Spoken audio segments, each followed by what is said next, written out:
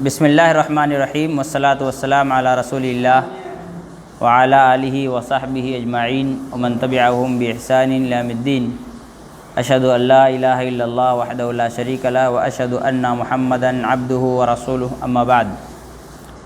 آواز نہیں آ رہی نا؟ خواتین ہیں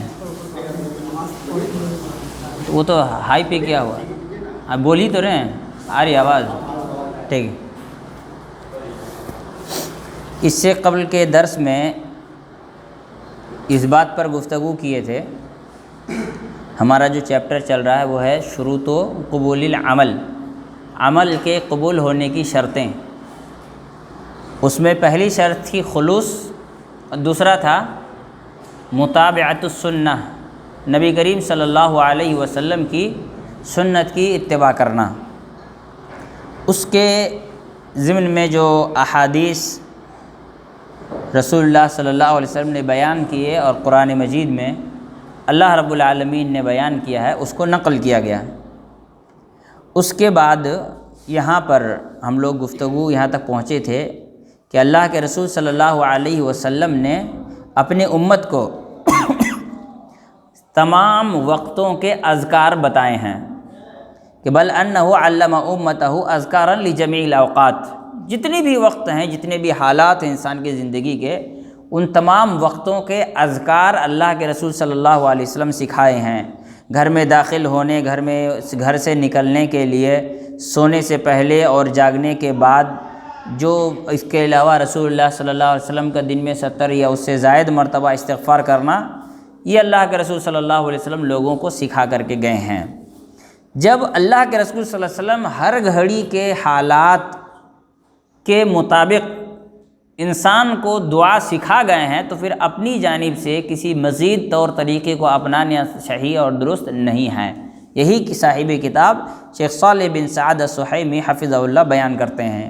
اس کے بعد آگے کہتے ہیں وقال اللہ تعالی مبینا عمل اولی الالباب، اللہ رب العالمین نے نیک لوگوں کے اعمال کی وضاحت کرتے ہوئے قرآن مجید میں کیا کہا؟ الذین یذکرون اللہ قیاما وقعودا وعلی جنوبہم ویتفکرون فی خلق السماوات والارض ربنا ما خلقت هذا باطلا سبحانک فقنا عذاب النار۔ یہ سورہ آل عمران کی آیت نمبر 191 ہے، 191۔ اللہ رب العالمین نے نیک لوگوں کا، یعنی سب سے زیادہ نیک کون ہو سکتے ہیں انبیاء کے بعد؟ صحابہ اکرام رضوان اللہ علیہم اجمعین۔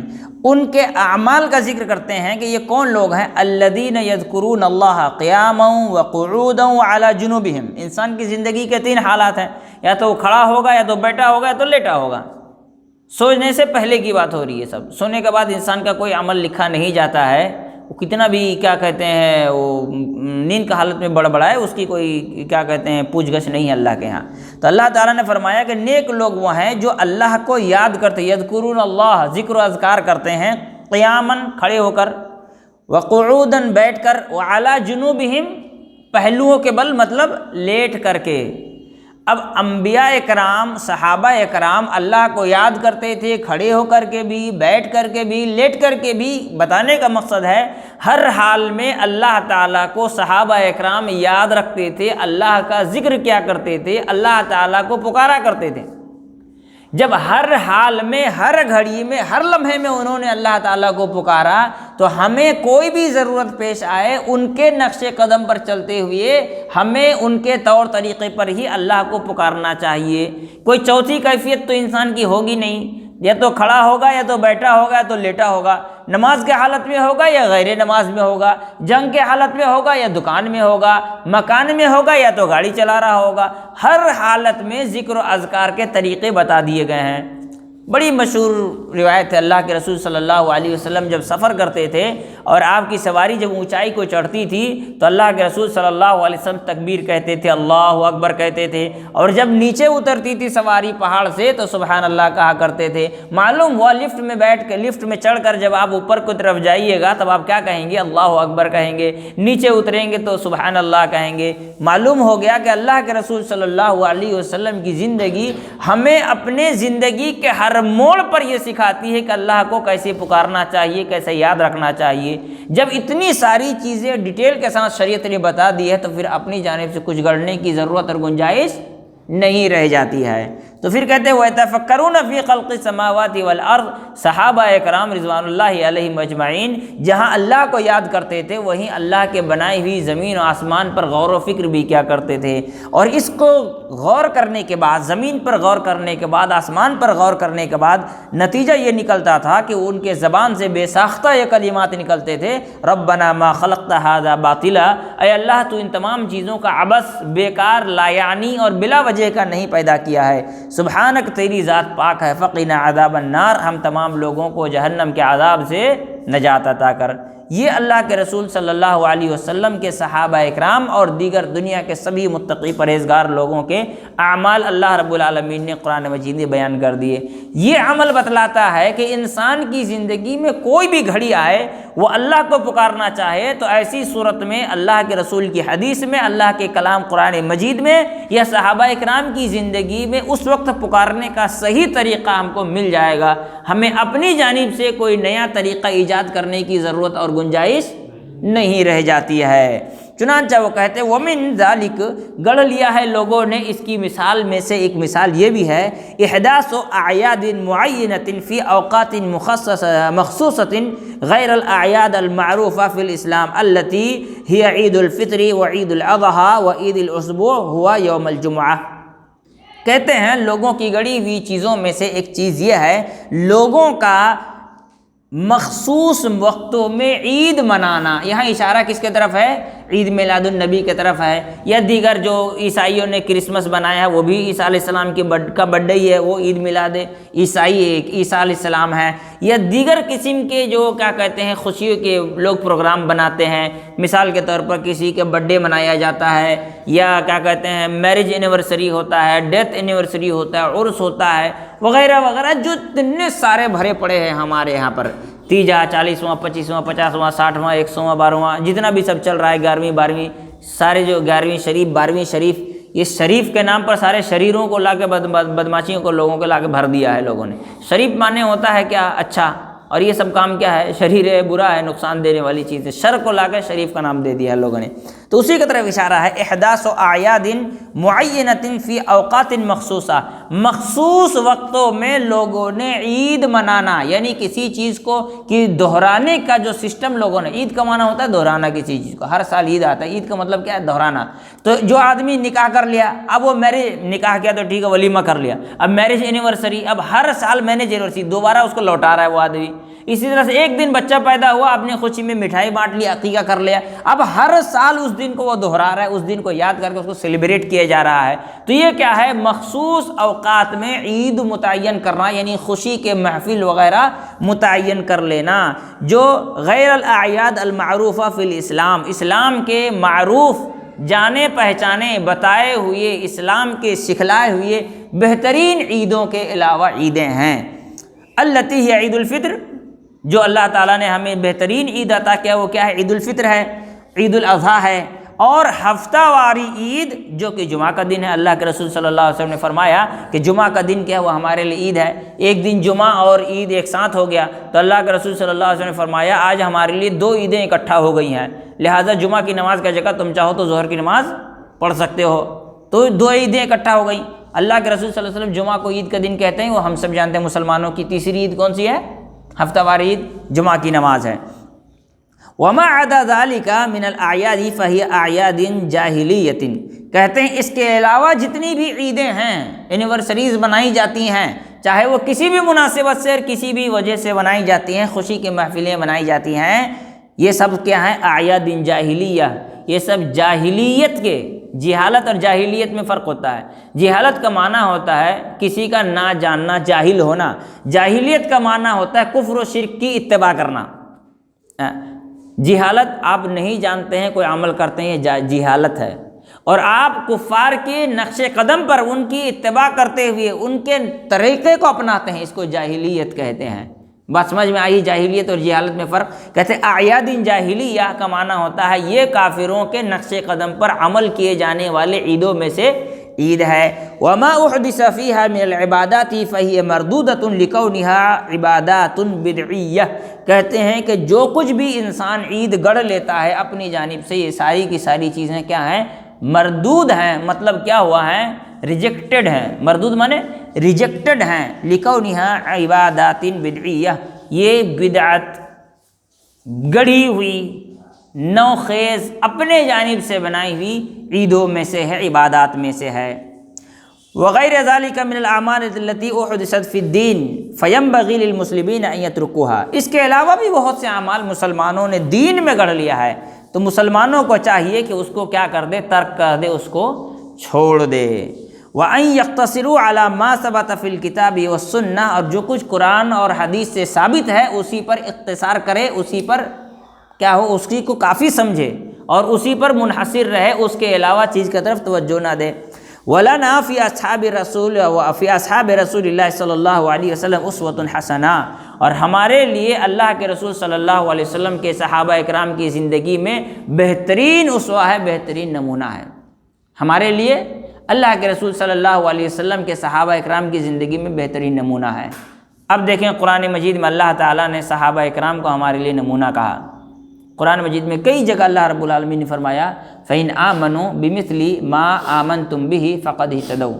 سورہ بقرہ میں اللہ تعالیٰ نے فرمایا کہ لوگ فَإِنْ آمَنُوا، اگر لوگ ایمان لائیں۔ ہم لوگ کیا پڑھتے ہیں؟ فرسٹ پرسن، سیکنڈ پرسن اور تھرڈ پرسن پڑھتے ہیں نا۔ فرسٹ پرسن جو بولتا ہے، سیکنڈ جو سنتا ہے، اور تھرڈ جس کے بارے میں بتایا جا رہا ہے جو سن نہیں رہا ہے، بھوشیہ میں ہو سکتا ہے۔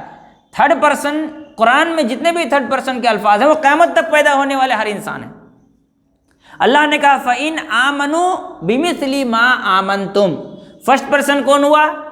اللہ تعالیٰ، کیونکہ اللہ تعالیٰ بول رہا ہے بِمِثْلِ مَا آمَنْتُمْ، جیسے تم ایمان لائے ہو۔ یہ پلیورل ورڈ ہے، صیغہ کس کا ہے؟ جمع کا ہے۔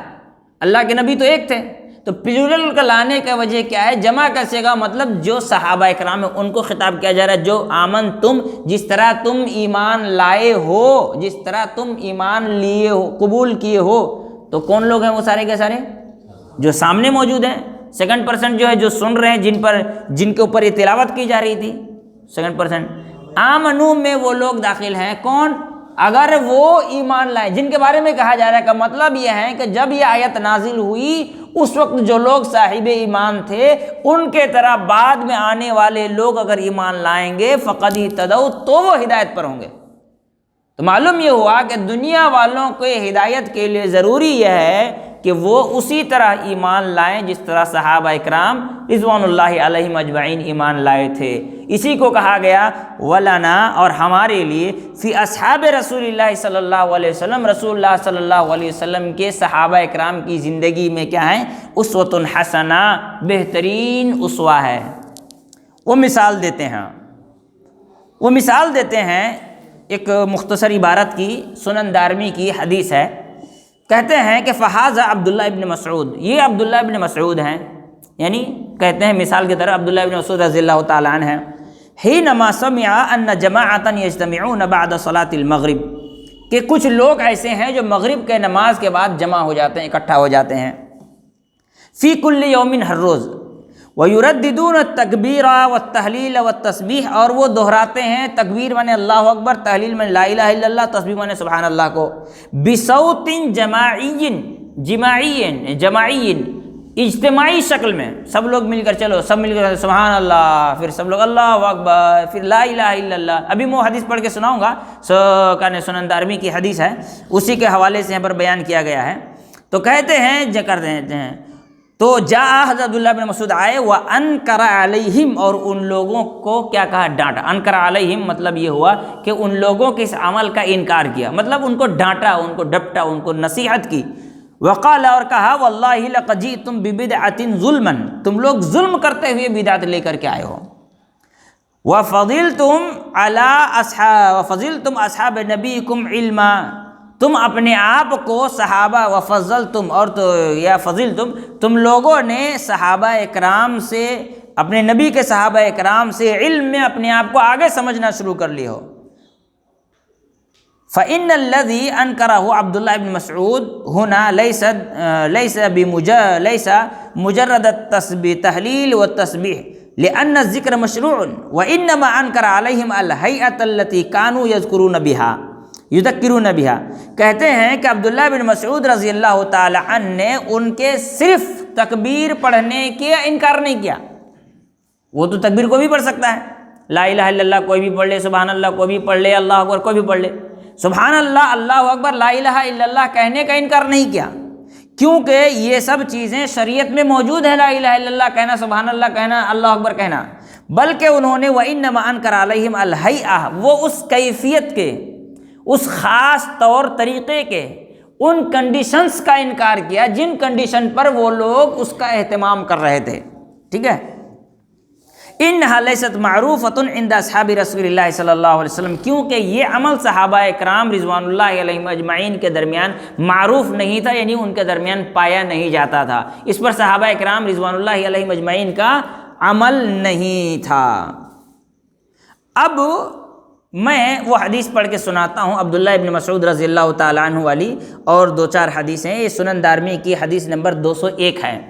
کہتے ہیں اخبرنا الحاکم ابن المبارک انبأنا عمرو بن یحییٰ قال سمعت ابی یحدث عن ابیہ قال كنا نجلس على باب عبداللہ ابن مسعود. راوی حدیث کہتے ہیں کہ میں نے اپنے ابا سے سنا، وہ کہتے ہیں کہ ہم عبداللہ ابن مسعود رضی اللہ تعالیٰ عنہ کے گھر کے دروازے پر بیٹھے ہوئے تھے قبل صلاۃ الغداۃ، مغرب کے نماز سے پہلے. فإذا خرج مشينا معه، کہ جب وہ نکلیں گے تو ہم ان کے ساتھ کہاں جائیں گے؟ مغرب کی نماز پڑھنے کے لیے جائیں گے. فجاءنا ابو موسیٰ الاشعری، یہاں تک کہ حضرت ابو موسیٰ اشعری رضی اللہ تعالیٰ عنہ بھی ہمارے پاس آئے. فقال، انہوں نے کہا اخرج الیکم ابو عبد الرحمن. ابو عبد الرحمن یا عبداللہ ابن مسعود رضی اللہ عنہ کی کنیت تھی کہ کیا عبد الرحمن کے ابا یعنی حضرت مسعود رضی اللہ تعالیٰ عنہ ابھی گھر سے نہیں نکلے ہیں؟ وہ پوچھے کہ بھائی تم لوگ گیٹ پہ بیٹھے ہوئے ہو. دیکھیے یہ صحابہ اکرام کے پاس علم حاصل کرنے لوگ آئے، علم حاصل کرنے آئے تو کیا کرتے ہیں؟ مغرب کے نماز سے پہلے دروازے پر آ کر بیٹھے ہوئے ہیں کہ جب وہ نکلیں گے تو ان کے ساتھ چلتے ہوئے ہم لوگ مسجد جائیں گے، اور بیچ راستے میں جو بھی حدیثیں پڑھائیں گے ہم کو سنائیں گے، ہم لوگ اس کو سن کر سیکھیں گے. راستے میں چلتے ہوئے ہم لوگ علم حاصل کریں گے. اس لیے وہ لوگ ان کے دروازے پر بیٹھے ہوئے ہیں. اتنے میں ابو موسیٰ اشعری رضی اللہ تعالیٰ عنہ آئے. انہوں نے کہا کہ عبد الرحمن کے ابا ابھی گھر سے نہیں نکلے ہیں. یہ حضرت مسعود رضی اللہ عنہ کے بارے میں کہا عبداللہ ابن مسعود کو کہ عبداللہ ابن مسعود ابھی گھر سے نہیں نکلے ہیں. تو لوگوں نے کہا کہ فقلنا لا، لوگوں نے کہا کہ نہیں وہ ابھی نہیں نکلے ہیں. فجلس معنا، تو ابو موسیٰ اشعری رضی اللہ عنہ یہ بھی صحابی ہیں لیکن یہ حضرت عبداللہ ابن مسعود سے عمر میں بہت چھوٹے تھے، تو یہ بھی ہمارے ساتھ وہاں بیٹھ گئے. حتی خرجا، یہاں تک کہ عبداللہ ابن مسعود رضی اللہ تعالیٰ عنہ کیا کیا اپنے گھر سے نکلے. فلما خرج قمنا الیہ جميعا، جب وہ نکلے تو ہم سب کھڑے ہو کر ان کے طرف آگے بڑھے. قمنا الیہ کا مطلب جب وہ آئے تو ہم سب کھڑے ہوئے کہ ان کی طرف آگے بڑھے. یہاں سے ایک مسئلہ میں بتاتا ہوں. کوئی پوچھ رہا تھا نا کہ اسکول میں ٹیچر آئے تو کھڑے ہونا چاہیے کہ نہیں ہونا چاہیے عزت کے لیے. دیکھیے عربوں کے یہاں آپ دیکھیں گے لوگ کھڑے ہوتے ہیں، آج بھی یہ چیز ہے عربوں کے یہاں. دیکھیے اگر کوئی آدمی کھڑا ہو کر اپنی ہی سیٹ میں واپس بیٹھ جاتا ہے، یہ چیز صحیح شریعت میں صحیح درست نہیں ہے، لیکن اسکول والوں کی مجبوری ہے، کچھ کر نہیں سکتے، نہیں کھڑے ہوں گے بھگا دے گا، وہ مجبوری ہے. لیکن کوئی آدمی آیا ہے، آپ جیسے وہ دروازے سے نکلا باہر بیٹھے ہوئے ہیں اس کے گیٹ کے پاس، ٹھیک ہے، جیسے آیا اٹھ کر دوڑے، آپ ان سے مصافحہ کیے، خیر خیریت پوچھ رہے ہیں، تو یہ اٹھ کر کے استقبال کرنا یہ جائز درست ہے. اپنی جگہ پہ کھڑے ہو کر کے بیٹھنا یہ صحیح نہیں ہے، لیکن آپ اٹھے کھڑے ہوئے ان کے پاس گئے، مصافحہ کیے، اس کے بعد آپ ان سے خیر خیریت دریافت کیے، اس کو استقبال کرنا کہتے ہیں. یہ چیز صحیح اور درست ہے، جیسا کہ یہاں ابو موسیٰ اشعری رضی اللہ عنہ اور دوسرے یہ صحابی اور کچھ تابعین اعظام حضرت عبداللہ بن مسعود رضی اللہ تعالیٰ عنہ کے استقبال میں کھڑے ہوئے، ان کے پاس گئے، ان سے ملے. تو یہ اٹھ کر کے جانا، ان کے پاس جا کے مصافحہ کرنا، ان سے ملنا، یہ چیز صحیح ہے، جیسا کہ شیخ ابن باز رحمۃ اللہ علیہ کا بھی اسی پر یہی فتویٰ ہے.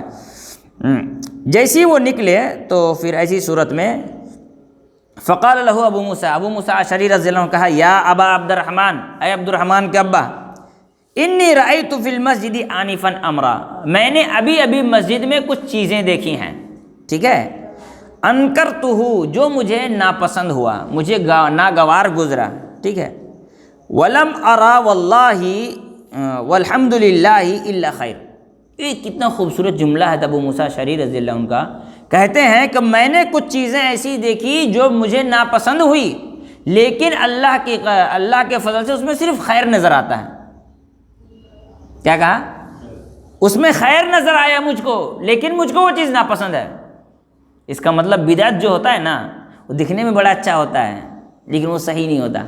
تو کیا کہتے ہیں؟ کہتے ہیں کہ انی رأیت فی المسجد آنفا امرا انکرتہ، میں نے ابھی مسجد میں کچھ چیزیں ایسی دیکھی جو مجھ کو ناپسند ہوئی ہیں.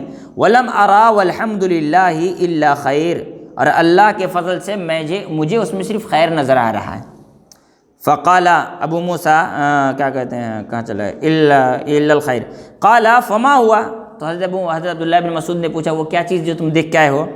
تو کہتے ہیں ان عشت فستراہ، اگر آپ چلیں گے تو آپ بھی اس کو دیکھ لیں گے ابھی چل کر کے.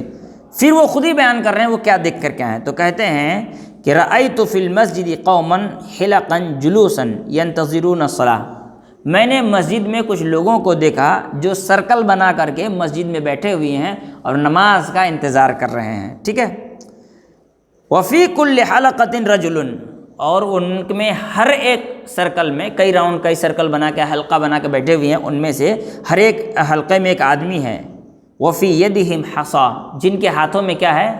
کنکر ہے، چھوٹا چھوٹا پتھر کا ٹکڑا ہے. ٹھیک ہے. پتھر کا ٹکڑا گننے کے لیے رکھتے ہیں نا، کرکٹ کھیلتے ہیں تو وہ امپائر بال نہ بھول جائے کتنا بال ہوا، اس لیے 6 کنکر ہاتھ میں لے رہتا ہے، ہاتھ میں سد گنتے ایک بال ہو گیا تھا تاکہ پتہ چلے نا کتنا بال ہوا ہے. تو وہ بھی کنکر لیے ہوئے تھے ہاتھ میں تاکہ وہ دیکھیں کہ گن رہے تھے. ٹھیک ہے. ہر ایک کے ہاتھ میں پتھر ہے. فیقول کبروا 100، وہ کہتا ہے چلو اللہ اکبر کہو 100 مرتبہ. تو سب لوگ وہی ایک پتھر رکھ کے اللہ اکبر اللہ اکبر اللہ اکبر، ایک ایک پتھر پھینک کر کے تاکہ گنتی میں گڑبڑی نہ ہو 100 مرتبہ اللہ اکبر کہتے ہیں. فیقول، جب وہ ہو جاتا تھا تو کہتے تھے حللوا 100، کہتے ہیں آپ کو لا الہ الا اللہ کہو. پھر وہ لوگ 100 مرتبہ لا الہ الا اللہ کہتے تھے. پھر ہو گیا تو کہا سبحوا 100، سبحان اللہ کہو 100 مرتبہ. فیسبحون 100، لوگ 100 کہتے ہیں. تو حضرت عبداللہ بن مسعود حضرت ابو موسیٰ اشعری رضی اللہ عنہ سے کہتے ہیں فماذا قلت لهم، تم نے ان لوگوں سے کیا کہا؟ تم نے ان لوگوں سے کیا کہا؟ کہا ما قلت لهم شیئا، میں نے ان سے کچھ بھی نہیں کہا. انتظار رأیک و انتظار امرک، آپ کی رائے اور آپ کے حکم کے انتظار میں ان لوگوں سے میں نے کچھ نہیں کہا. ابو موسیٰ اشعری رضی اللہ عنہ صحابی ہیں، ٹھیک ہے، لیکن عمر میں چھوٹے ہیں. عبداللہ بن مسعود رضی اللہ عنہ عمر میں بڑے ہیں اور وہ بھی صحابی ہیں. ایک صحابی نے ایک جگہ بدعت ہوتے دیکھا. دیکھیے یہاں پہ کئی چیزیں ہیں، اس میں نظر تو خیر آیا لیکن پسند نہیں آیا. کھڑے ہو کر کے فتویٰ دیا، ڈانٹا، روکا نہیں. دوسرے عمر میں بڑے زیادہ علم والے صحابی کے رائے اور فتوے کا انتظار کیا. ہمارے یہاں ہر آدمی مفتی ہے، جس کو ملے وہی فتویٰ دیتا ہے. کسی نے کہا کہ جی اہل حدیثوں میں مفتی ہے، میں نے کہا کہ جا کے کہہ دو اہل حدیث میں ہر آدمی مفتی ہے، جس کو دیکھو وہی فتویٰ جھاڑ رہا ہے. یہ ہوتا ہے احترام، یہی ہوتی ہے ذمہ داری. آپ کے پاس کوئی مسئلہ آتا ہے تو آپ کھڑے ہو کر فتویٰ دینے سے بہتر ہے کہ آپ جو لوگ علم والے ہیں ان سے رابطہ کریں، نہ کہ آپ خود ہی فتویٰ جھاڑنا شروع کر دیں. بھائی ہم تو نہیں بتا سکتے، ہمارے جو بڑے علماء ہیں ان سے بات کریں گے. علماء راسخین فی العلم، بڑے بڑے علماء کہتے ہیں کہ ہر عالم کو بھی فتویٰ نہیں دینا چاہیے. فتویٰ ایک ڈپارٹمنٹ ہے، مفتی جج ہوتا ہے اور ہر آدمی لا پڑھ لینے سے جج نہیں ہوتا ہے، وہ ایک عہدہ ہوتا ہے. مفتی ایک عہدہ ہے، مفتی کوئی ڈگری نہیں ہے. یہ جو 4 جمعہ 8 دن کا وہ دورہ حدیث کر لینے کے بعد 1 سال کا مفتی کا کورس کر کے جو اس مسجد میں دیکھو وہ بھی مفتی، اس مسجد میں وہ کون مفتی فلاں مفتی. میں مفتی جو ہوتا ہے یہ عہدہ ہوتا ہے، کوئی ڈگری نہیں ہوتی ہے. ابھی ہم جس کتاب کا درس دے رہے ہیں اس کے جو رائٹر ہیں شیخ صالح بن سعد السحیمی، بہت بزرگ عالم ہیں. وہ ابھی کچھ دن پہلے ان کو مدینہ کا مفتی متعین کیا گیا. مدینہ میں کتنے PhD ٹیچر ہیں لیکن وہ مفتی ہیں، باقی کوئی مفتی نہیں ہے. جبکہ ڈگری سب کے پاس ہے، PhD کی ڈگری سب کے پاس ہے، لیکن وہ مفتی ہیں. اب فتویٰ وہی دیں گے، دوسرے لوگ فتویٰ نہیں دیں گے. دوسرے لوگ مسئلہ سمجھائیں گے، فتویٰ چاہیے تو پھر ان سے بات کرو. تو بات سمجھ میں آ رہی ہے نا؟ ہر کسی کا کام نہیں ہے فتویٰ دینا، ہر کسی کی ذمہ داری نہیں ہے. لوگ مسئلہ لے کر آئیں تو خود سے لوگوں کو فتویٰ نہیں دیں. ہمارے یہاں پہ لوگ بول دینے کے بعد فون کرتے ہیں, بولتے ہیں مولانا ایسا ہوا, میں نے تو ایسا بول دیا, میں صحیح بولا, تو مطلب بول دیو تو فون کر کے فائدہ کیا, پہلے فون کیا ہوتے بھائی تو ہم بتاتے ہیں صحیح ہے غلط ہے. ہم نہیں کہتے کہ ہم مفتی ہیں, نہیں, اور نعوذ باللہ ہم مفتی نہیں ہیں, ہم لوگ تو بہت چھوٹے ہیں. ہندوستان میں شیخ رضا اللہ عبد الکریم حفظہ اللہ ہیں, شیخ اشفاق سلفی ہیں, ابھی سب سے بڑے جو ہندوستان کے مفتی تھے ڈاکٹر فضل الرحمن رحمۃ اللہ علیہ, ابھی گزشتہ سال رمضان سے پہلے انتقال کر گئے ہیں. ابھی شیخ دکتور نوح مدنی ہیں جو بھی جامعہ محمدیہ میں استاد ہیں, وہ مفتی ہیں. تو بڑے بڑے علماء ہیں, جیسے شیخ انیس الرحمن اعظمی ہیں, دکتور عبید الرحمن مدنی ہیں تلولی والے, جہاں شیخ ابو رضوان جن کے یہاں پہ پڑھاتے ہیں. یہ لوگ مفتی ہیں, یہ لوگ فتویٰ دیں گے, ہر آدمی فتویٰ, ٹھیک ہے, رکوع چھوٹ گیا, رکعت چھوٹ گیا, مسئلہ سمجھائیں گے ہم لوگ انشاءاللہ, کوئی دقت نہیں ہے, لیکن ہم لوگ مفتی نہیں ہیں. صحابہ اکرام بڑی ذمہ داری سے بات کہتے تھے نا. مفتی ہونے کا مطلب کیا ہوتا ہے کہ آپ یہ طے کر رہے ہیں کہ یہ چیز حلال ہے یا حرام ہے, آپ یہ طے کر رہے ہیں کہ آپ کی نماز ہوئی کہ نہیں ہوئی ہے. مفتی ہونے کا یہ نہیں مطلب ہوتا ہے. تو عبداللہ ابن عباس, حضرت عبداللہ ابن مسعود رضی اللہ تعالی عنہ سے حضرت ابو موسیٰ اشعری کہتے ہیں کہ میں آپ کے رائے کا, آپ کے فیصلے کے انتظار میں تھا, اس لیے میں نے ان سے کچھ بھی نہیں کہا. دیکھ رہے ہیں, ایک صحابی ہیں اور دوسرے صحابی کا انتظار کر رہے ہیں. ہمارے یہاں پہ آدمی کچھ چھوڑے, یعنی میں ہمیشہ کہتا ہوں 1.5 لائن کا مولوی اور 2.5 لائن کا مفتی, ہمارے یہاں بہت ہیں. وہ بھی فتویٰ دیتے ہیں جن کا آیت پڑھنا نہیں آتا, وہ خالی آیت نمبر سے فتویٰ دیتے ہیں. بولے سورہ آل عمران آیت نمبر 36 میں مولانا لکھا ہوا ہے. بولے کیا لکھا ہوا ہے؟ بولے ہے نا اس میں کیا تو لکھا ہوا ہے. بولے کیا ہے بھائی, آیت تو پڑھ, آیت نہیں پڑھنی آتی, وہ مفتی ہیں. تو اس سے انسان کو پرہیز کرنا چاہیے, ہر آدمی مفتی نہیں بن جانا چاہیے. ہمارے یہاں خاص کر میں بولتے ہیں جو برادرس لوگ ہیں, یہ تو لٹیا ڈبونے والے لوگ ہیں, کشتی میں سوراخ کرنے والے لوگ ہیں. ہاں, ایک برادر عمران ہے حیدرآباد کا, اللہ تعالیٰ اس کو ہدایت دے. وہ جب کمنٹ کرنے پہ آتا ہے نا, سعودی کے کبار علماء پہ کمنٹ کرتا ہے, جاہل واہل سب بول دیتا ہے. وہ کیا یہ سب کیا ہے؟ ہم جیسے پاگل لوگ جو ان کو فالوورز بن جاتے ہیں نا یوٹیوب میں, سبسکرائبر بڑھ گئے تو جتنا سبسکرائبر اتنا بڑا عالم. بھائی جتنا زیادہ حدیث یاد کیا اتنا بڑا عالم ہوتا ہے, جتنا سبسکرائبر بڑھنے سے کوئی عالم نہیں بنتا. ٹھیک ہے. تو یہاں پہ حضرت عبداللہ ابن مسعود رضی اللہ عنہ سے حضرت ابو موسیٰ اشعری کہتے ہیں میں نے کچھ بھی نہیں کہا, بلکہ میں آپ کے رائے کا اور آپ کے کیا کہتے ہیں فیصلے کا انتظار کر رہا ہوں. تو حضرت عبداللہ بن مسعود کہتے ہیں کہ تم نے ان سے کیوں نہیں کہا کہ تم اپنے گناہوں کو گن رہے ہو؟ کیا کہا کہ افلا امرتہم ان یعدوا سیئاتہم, کیا تم نے ان سے یہ نہیں کہا, تمہیں کہنا چاہیے تھا کہ تم اپنے گناہوں کو گن رہے ہو, تسبیح دانے میں یا پتھر کے کنکروں میں تم گناہوں کو گن رہے ہو, تم نیکی نہیں کر رہے ہو. وَضَمِنْتَ لَهُمْ أَلَّا يَضِيعَ مِنْ حَسَنَاتِهِمْ, لیکن یہ گناہ تمہارے دوسرے نیکیوں کو نہیں کھائیں گے. یہ وہ گناہ ہیں کہ تم یہ گناہ کر لے تو چلو تمہاری سارے 5 وقت کی نماز رد ہو جائے گی, ایسا نہیں ہے. پھر وہ لوگ مسجد آئے تو اسی صورت میں حضرت عبداللہ بن مسعود نے پوچھا, اور بات لمبی ہو رہی ہے میں مختصر کرتا ہوں, ما هذا الذي اراكم تصنعون, میں تم لوگوں کو کیا کرتے ہوئے دیکھ رہا ہوں, یہ تم لوگ کیا کر رہے ہو؟ تو انہوں نے کہا کہ ابو عبد الرحمن حسن نعد به التکبیر والتحلیل والتسبیح, ہم تو صرف تکبیر تحلیل اور تسبیح پڑھ رہے ہیں, لا الہ الا اللہ واللہ اکبر, اور کیا کہتے ہیں سبحان اللہ ہی کہہ رہے ہیں, بس ان کے ذریعے گن رہے ہیں. انہوں نے کہا فعدوا سیئاتکم, تم اپنے گناہوں کو گنو, تم اپنے گناہوں کو گنو. فانا ضامن الا یضیع من حسناتکم شیء, لیکن میں یہ بھی گارنٹی لیتا ہوں کہ تمہاری دوسری نیکی ان گناہوں کی وجہ سے برباد نہیں ہے, کہ ویحکم, تمہارے لیے ہلاکت ہے. یا امت محمدین, اے محمد صلی اللہ علیہ وسلم کی امت کے لوگوں, ما اسرع ہلاکتکم, تمہاری ہلاکت کتنی جلدی آ گئی ہے. ہؤلاء اصحاب نبیکم, یہ تمہارے نبی کے صحابہ کرام ہیں. متوافرون, جو بڑی تعداد میں وافر مقدار میں تمہارے یہاں موجود ہیں. وہذہ ثیابہ, یہ نبی صلی اللہ علیہ وسلم کے کپڑے ہیں, کیا ہے, لم تبلا, یہ ابھی تک کیا نہیں ہوئے ہیں, بوسیدہ نہیں ہوئے ہیں. وآنیتہ لم تکسر, اور یہ ان کے برتن ہیں جو ابھی تک ٹوٹے نہیں ہیں. ٹھیک ہے. والذی نفسی بیدہ, اللہ کی قسم, جن کے اس ذات کی قسم جس کے ہاتھ میری جان ہے, انکم لعلی ملۃ ہی اہدی من ملت محمد او مفتتحون باب ضلال, کیا تم لوگ نبی کے صحابی سے زیادہ ہدایت پر ہو, یا تم لوگ ہدایت کے مقابلے میں گمراہی کے دروازے کھول رہے ہو؟ یہ تم خود طے کرو. اگر تم نبی کے صحابی سے زیادہ ہدایت پر ہو تب تمہارا عمل ٹھیک ہے, اور اگر تم نبی کے صحابی سے زیادہ ہدایت پر نہیں ہو تو یقیناً تم گمراہی کے دروازوں کو کھول رہے ہو، تم فتنوں کو، بدعات کو اندر آنے کے لیے راستہ دے رہے ہو، جگہ دے رہے ہو۔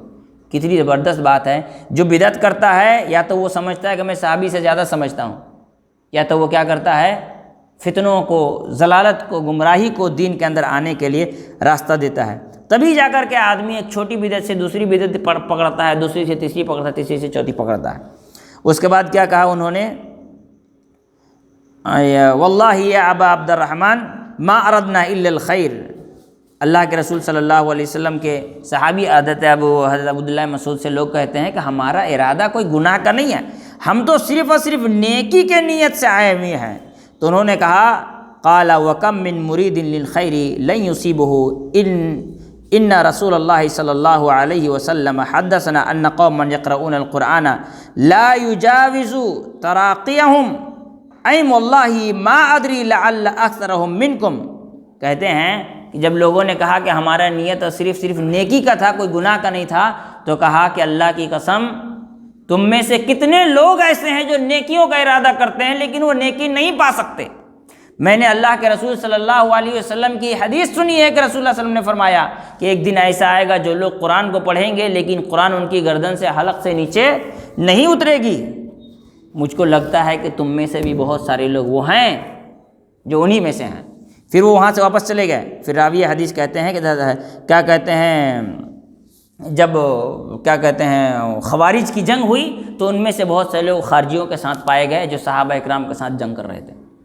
یعنی جب آدمی بدعتی ہو جاتا ہے نا تو صحابی کے قتل کو بھی جائز سمجھ لیتا ہے۔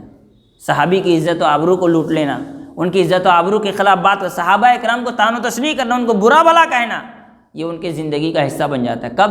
جب وہ بدعتوں کو اپناتا ہے۔ یہی وجہ ہے نا، آپ کسی آدمی کو بولی حضرت انس کی حدیث سے، حضرت ابو ہریرہ کی حدیث سے، کہتا ہے حضرت انس، حضرت ابو ہریرہ غیر فقیہ تھے، ان کو حدیث سمجھ میں نہیں آتی تھی، ہے نا، یہ چیز پائی جاتی ہے۔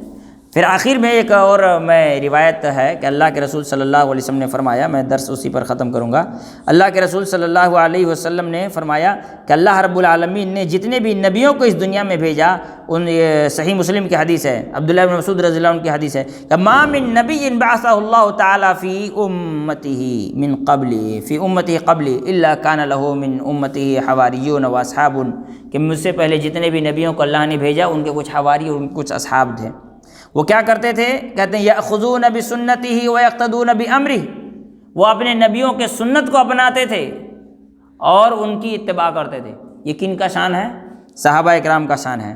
پھر اللہ کے رسول صلی اللہ علیہ وسلم نے فرمایا جب یہ لوگ گزر گئے تو بعد میں ایک ایسی جماعت آئی، کیا کرتے ہیں؟ یقولون ما لا یفعلون ویفعلون ما لا یؤمرون، وہ جو کہتے ہیں ان پر عمل نہیں کرتے اور جس کا حکم نہیں دیا گیا اس پر وہ عمل کرتے پھرتے ہیں۔ یہ کن کی نشانی ہے؟ بعد میں آنے والوں کی، یہ بدعتیوں کی نشانی ہے۔ تو ہمارا جو عبادت کی قبولیت کی شرط پر جو ہم گفتگو کر رہے ہیں، اس میں یہی بات سامنے آئی کہ عبادت تبھی قبول ہوگی جب ہم صحابہ اکرام کے طریقے پر، رسول اللہ صلی اللہ علیہ وسلم کی حدیث کی روشنی میں، رسول اللہ صلی اللہ علیہ وسلم کا طریقہ ہے، صحابہ اکرام کی تشریح ہے۔ صحابہ اکرام، دیکھیے ایک بات یاد رکھیے گا، جو عمل نبی نے کیا لیکن کسی صحابی نے نہیں کیا، اس کا مطلب وہ عمل رسول اللہ صلی اللہ علیہ وسلم کے ساتھ خاص ہے۔ بات سمجھ میں آ رہی ہے نا؟ یہی حد فاصل ہے، یہی فرق کرنے والی چیز ہے۔ نبی کے طریقے پر عمل کرنا ہے، ٹھیک، نبی کے طریقے پر ہی عمل کرنا ہے، لیکن نبی کے طریقے کو صحابی سے زیادہ کوئی نہیں سمجھ سکتا ہے، کیونکہ انہوں نے نبی کی زندگی کو اپنا اوڑھنا بچھونا بنا رکھا تھا۔ انہوں نے نبی کے طور طریقے کو اپنی زندگی کے ہر خوشی سے زیادہ ضروری سمجھا تھا، لہذا صحابی کے طریقے پر ہی نبی کی زندگی کو اپنایا جائے گا۔ ہم اپنی مرضی سے صحابہ اکرام کے طریقے پر عمل کریں گے تو یہ صحیح نہیں ہوگا۔ اور شیخ رضا اللہ عبد الکریم حفظہ اللہ کہتے ہیں کہ غیر مقلد مت بنو، اہل حدیث بنو۔ غیر مقلد مت بنو، اہل حدیث بنو۔ میں نے کہا ان دونوں میں فرق کیا ہے؟ کہ غیر مقلد وہ ہوتا ہے جو اپنی مرضی سے حدیث کو سمجھتا ہے، اور اہل حدیث وہ ہوتا ہے جو صحابہ اکرام کے ہدایت، ان کے تعلیمات کی روشنی میں نبی کے حدیثوں کو سمجھتا ہے۔ تو اہل حدیث کی خوبی ہے، کیا ہے؟ کہ صحابہ اکرام کے تعلیمات کی روشنی میں، ان کی تشریح کی روشنی میں، ان کی توجیہ کی روشنی میں نبی کریم صلی اللہ علیہ وسلم کے حدیثوں کو سمجھنا ہے۔ یہ مین مسئلہ ہمارے سامنے ہے۔ ہمارے یہاں لوگوں کے یہاں دو جماعت ہو گئی ہے، مسلمانوں کے یہاں خلوص سب کے اندر ہے۔ کون ہے جو نماز خلوص کے ساتھ نہیں پڑھتا؟ سب کوئی نماز خلوص کے ساتھ پڑھتا، خلوص سب کے اندر الحمدللہ، خلوص سب کے اندر ہے، الا ماشاء اللہ، اللہ کے لیے سب ارادہ کرتا ہے کہ اللہ کے لیے کرنا ہے۔ جو رات کے تنہائی میں اکیلے میں تہجد پڑھتا ہے وہ غیر اللہ کے لیے تھوڑی کرے گا، وہ اللہ کے لیے نہیں کرتا ہے۔ جو رات کے اندھیرے میں اکیلے میں تہجد پڑھ رہا ہو تو دنیا کو نہیں دکھانا چاہتا ہے، وہ اکیلے میں کر رہا ہے۔ لیکن وہاں غلطی کہاں ہوتی ہے؟ ایک وہ ہوتا ہے جو نبی کے طریقے کو چھوڑ کر کے من مرضی طریقے پر کرتا ہے، ہمارے امام نے کہا، ہمارے مولوی نے کہا، ہمارے فلاں نے کہا، ہمارے فلاں نے کہا۔ اور ایک وہ ہوتا ہے جو اپنی مرضی سے، میں نے حدیث پڑھ لیا بس میں عمل کر رہا ہوں، پڑھ لیا ہوں میں عمل کر رہا ہوں، سمجھوں چاہے نہ سمجھ میں آئے۔ ایک وہ ہیں، یہ دو گروپ ہیں، یہ دونوں ہی صحیح نہیں ہیں۔ ایک بے لگام گھوڑا ہو کے گھور رہا ہے، اپنی مرضی سے حدیث کو سمجھ رہا ہے۔ ایک وہ ہے جو آنکھ بند کر کے جو سامنے سے آیا اسی کو مان لے، اس کو حدیث کی ضرورت نہیں ہے۔ ان دونوں کے بیچ میں اللہ تعالیٰ نے جو حکم دیا ہے وَجَعَلْنَاكُمْ أُمَّةً وَسَطًا، تمہارے لیے میں نے درمیانہ راستہ چننے کا حکم دیا ہے، امت وسط بنایا، درمیانہ راستہ اپنانے کا حکم دیا ہے۔ امت وسط کیا ہوگا؟ درمیانہ راستہ یہ ہے کہ ہم آنکھ بند کر کے عمل نہیں کریں گے، نبی کی حدیث پر عمل کریں گے، لیکن بے لگام گھوڑے کی طرح اپنی من مرضی سے نہیں، صحابہ اکرام کی تعلیمات کی روشنی میں، محدثین کی تعلیمات کی روشنی میں، تب جا کر کے عبادتیں قبول ہوں گی۔ اپنی من مرضی طریقے پر، اس کو کہتے ہیں عبادت میں آوارہ گردی، عبادت کا پھٹکا بازی۔ کلکتہ میں کیا بولتے ہیں؟ پھٹکا بازی بولتے ہیں نا، جو آدمی گھومتے پھرتا اپنی ادھر سے ادھر خالی بھاگتا پھرا، پھٹکا بازی نا، جس کو اردو میں آوارہ گردی کہتے ہیں۔ میں اس کو کہتا ہوں یہ ہے عبادت میں آوارہ گردی، عبادت کی پھٹکا بازی، اپنی مرضی سے عبادت کر رہا ہے، نہیں ہوتا ہے۔ نبی کا طریقہ ہو، صحابہ اکرام کے انداز میں ہو، نبی کا طریقہ ہو، صحابہ اکرام کے انداز میں ہو، تب جا کر کے وہ عبادت قبول ہوگی۔ تو آج ہمارا یہ سبق ختم ہوتا ہے کہ عبادت کی قبولیت کی شرطیں کیا ہیں۔ اس کے بعد باری آتی ہے توحید، اس کی قسمیں، اور پھر اس کی تفصیل انشاءاللہ آگے آئے گی۔ اللہ تعالی ہم تمام لوگوں کو سمجھ و عمل کی توفیق عطا فرمائے۔ اقول قولی ھذا واستغفر اللہ لی ولکم ولسائر المسلمین من کل ذنب واستغفروہ انہ هو الغفور الرحیم۔